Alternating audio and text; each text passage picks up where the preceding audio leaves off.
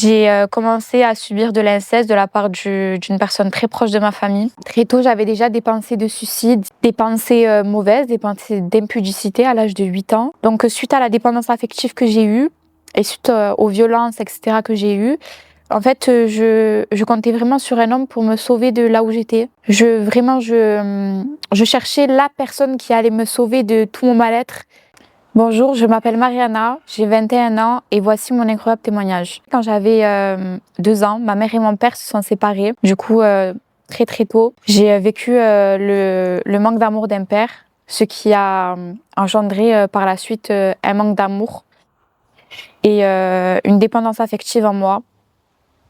Ma mère devait se débrouiller toute seule à nous élever, moi et ma sœur. Donc elle devait gérer entre le travail et l'éducation. Sauf que ce n'est pas possible. Donc très jeune, on a été livrés à nous-mêmes. Lorsque j'ai eu 5 ans, j'ai commencé à subir de l'inceste de la part d'une personne très proche de ma famille. Ça a duré 2 ans ou 1 an et demi. Ça a commencé parce que il n'y avait personne qui pouvait me garder. Donc je me rappelle que déjà à l'âge de 6 ans, je restais seule chez moi. Et quelquefois, du coup, je dormais chez de la famille, etc., vu que ma mère travaillait très souvent. Et forcément, elle ne pouvait pas gérer les deux choses. Je subissais beaucoup de violence à cette époque-là. Je subissais de la violence de la part de ma famille proche. Et en fait, j'étais vraiment une jeune fille qui était très renfermée. Une jeune fille qui avait perdu son innocence très tôt. Et une jeune fille qui était vraiment visitée des fois par le diable et ses mauvaises paroles. Très tôt, j'avais déjà des pensées de suicide, des pensées mauvaises, des pensées d'impudicité à l'âge de 8 ans, des pensées de toutes sortes, mais qui étaient vraiment mauvaises. Mais Dieu avait un autre plan pour moi.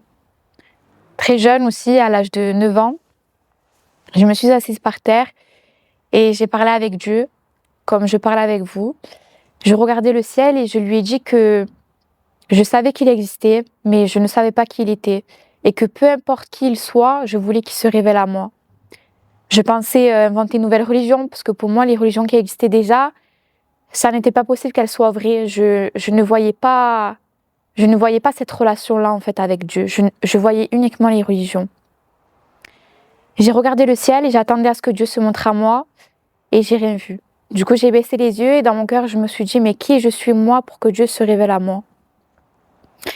Et j'ai ressenti un truc qui m'a dit de re-regarder vers le ciel.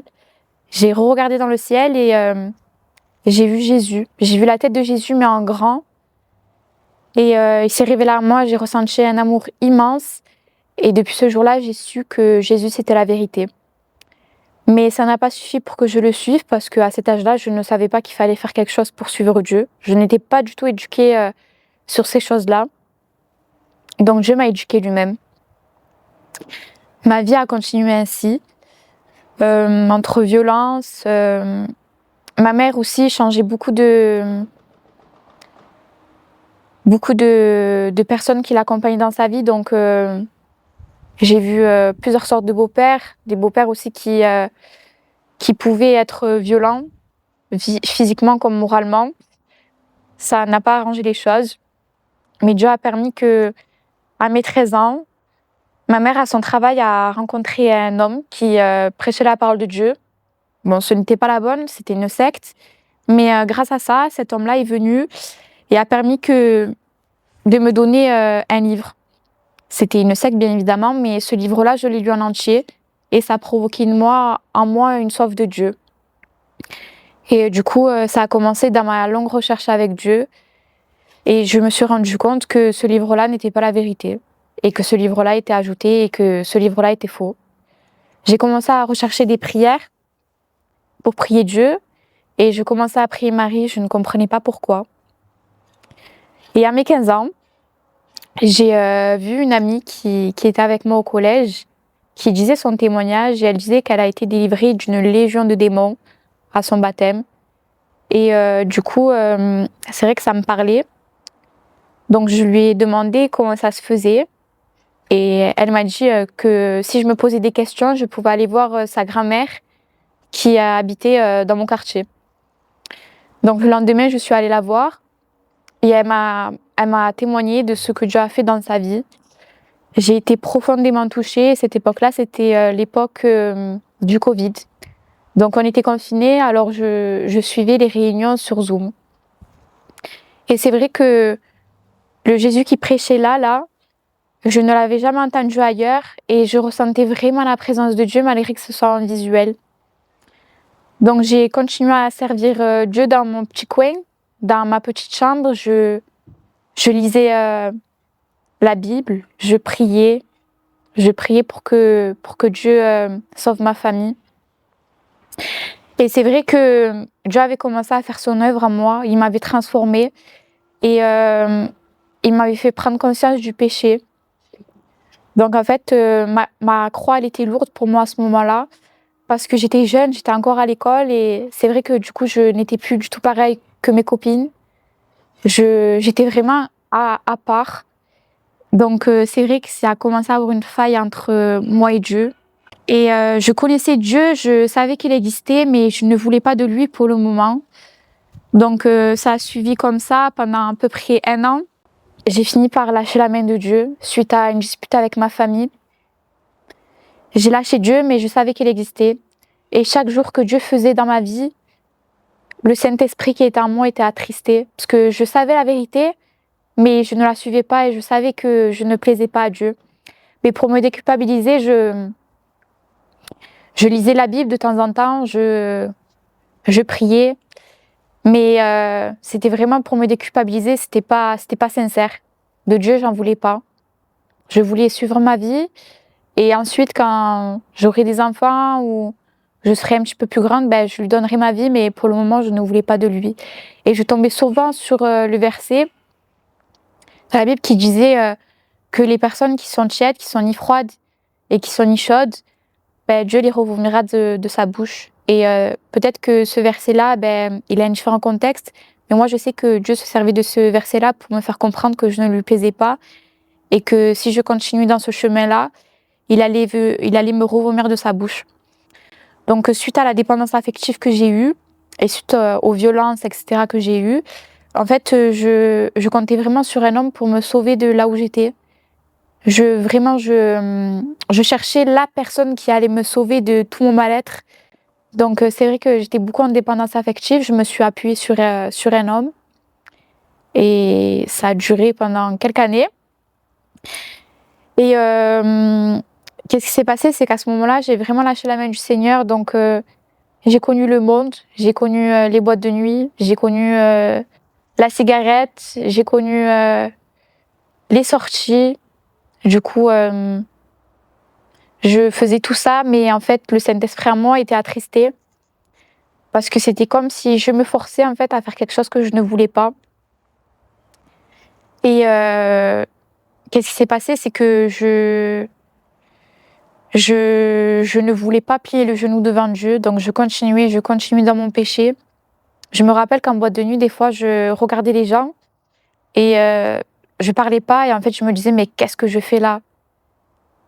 Je me rappelle que dans certaines situations, ben, je savais que Dieu ne voulait pas que je sois là, mais pourtant j'y étais parce que je ne voulais pas de Dieu pour le moment. Et Dieu a permis une situation dans ma vie qui a fait que tout ce que tout ce que je craignais le plus, il a tout formé cela, que ça soit familial, relationnel, peu importe, tout ce que je craignais le plus, Dieu l'a formé et a fait ça tout d'un coup. Et en fait, à ce moment-là, je savais que Dieu m'avait remis de sa bouche, lui qui a été tellement patient envers moi, il a été patient 3 ans. Ben, ce jour-là, c'était vraiment ma perte, c'était ma ruine. Et ce jour-là, je savais que c'était soit je restais dans mon péché, ou soit je décidais de plier le genou. Et j'ai décidé de plier le genou parce que à ce moment-là, je voulais vraiment me suicider de ma vie. Et je savais que c'était la seule chose qui pouvait me redonner la paix. Et du coup, j'ai recommencé à fréquenter une église. Et dans cette église-là, en fait, j'ai vécu une délivrance de tout ce que j'avais de mal. À chaque fois que j'y mettais le pied, je faisais que pleurer. Je pleurais à flot. Et j'ai compris que je devais plier le genou devant Dieu et qu'ensuite il me donnerait la paix. Donc c'est ce que j'ai fait, j'ai plié le genou devant Dieu et Dieu a commencé à me nettoyer. Je lui demandais seulement la paix, mais Dieu m'a accordé bien plus que cela. Par la suite, j'ai songé au baptême, donc j'ai contacté le pasteur Alvarez. On est passé par les eaux du baptême. J'ai appris un enseignement très très différent qui était vraiment biblique cette fois-ci. Parce qu'avant de suivre les églises, j'ai vraiment suivi les Écritures et c'était cet enseignement-là qui correspondait le plus aux Écritures que j'avais lues. Et par ce baptême, j'ai reçu une délivrance de ce que j'avais vécu plus jeune, du coup l'impudicité. Par ce baptême, du coup, j'ai pu être nettoyée de ce que j'avais au plus profond de moi. Et j'ai continué à suivre Jésus. Et Jésus m'a donné des promesses. Je lui ai demandé seulement la paix et lui m'a donné bien plus. Il m'a donné la réconciliation avec ma famille. Il m'a donné l'amour parce qu'avant je ne m'aimais pas. Je voulais que ça soit un homme qui vienne me sauver. Mais en vérité, c'est Jésus qui est venu me sauver. C'est lui qui m'a sauvée de la personne que j'étais, de tout ce manque d'amour que j'avais envers moi. C'est lui qui m'a donné des promesses pour mon avenir. Il a fait de moi quelqu'un. Et il m'a donné un sens à ma vie. Et aujourd'hui, je marche tous les jours pour suivre le Seigneur. Et je sais que ma marche n'est pas encore finie parce que j'ai encore du chemin à faire. Et les promesses du Seigneur ne sont pas terminées. Mais c'est vraiment la chose de plus belle qui me soit arrivée dans ma vie. Parce que moi qui pensais que suivre Jésus, c'était être bloquée, être prisonnière de quelque chose. En vérité, ça a été tout le contraire parce que dès que j'ai suivi Jésus, j'ai été délivrée de la cigarette, j'ai été délivrée de mes mauvaises pensées, j'ai été délivrée de mes mauvais raisonnements, j'ai été délivrée de l'anxiété, j'ai été délivrée de toutes ces choses que je faisais qui n'étaient pas à la gloire de Dieu et je peux enfin vivre librement, libre d'être qui je veux être, libre de m'aimer, libre de tout faire, tout ce que je ne pouvais pas faire avant. Et je rends gloire à Dieu pour ça parce qu'il a complètement changé et transformé ma vie.